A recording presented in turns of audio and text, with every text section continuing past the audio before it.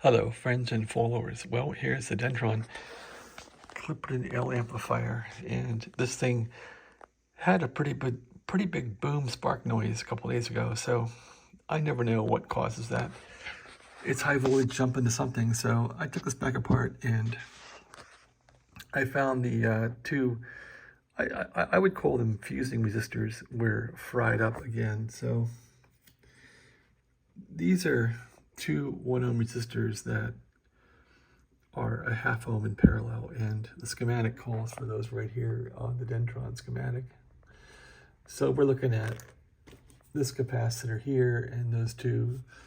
That capacitor is the one down in there. So I've taken those resistors out of the circuit, and I'm going to put a 1/2 ohm 100 watt resistor on the other side of this thing. Actually, I'm probably going to mount the new resistor for these, a 100 watt ½ ohm resistor on this board here, so it can't spark to anything.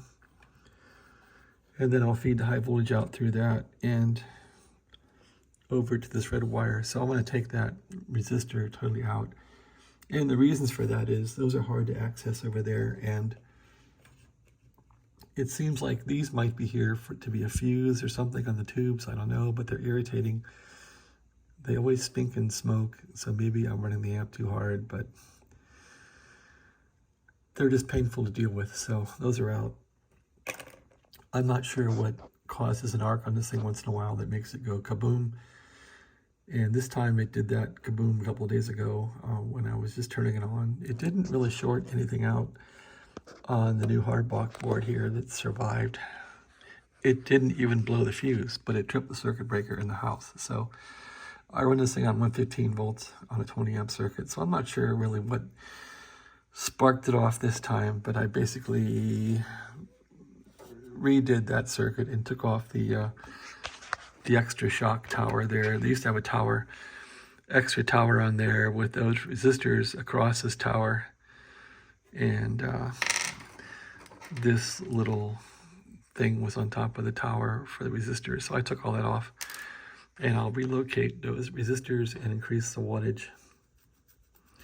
I don't know if that'll basically cause whatever goes kaboom in this thing to resolve. I always look for like where can a spark jump on this thing, and every so often a spark will jump. Well, there's something right there. Look at that. So right here there's a chunk of crud or something in here. Clunk. Yeah, I guess I better go through this thing and look for defects and see if I can find things that are obviously almost ready to short. These doorknobs you would think could short, but maybe not. Hard to say, but part of that experience makes me want to sell this amplifier and my other amplifier and not have any more high voltage stuff in the house. I'm just kind of done with high voltage in the house. So I might put these 2 amps up for sale. That's got about 2,500 volts in it to 3,000 volts. This thing has 800 volts in it. This has about 600, 700 volts in it. This thing only has 150 volts in it. Anyway, I'm thinking about all the transmitters that are tube powered, just getting rid of them all. I'm just kind of done with fixing high voltage supplies that go bad and sparks and trouble. I'm kind of just done. So, hey, what can I say? And I've really been on the fixing rage here for a while.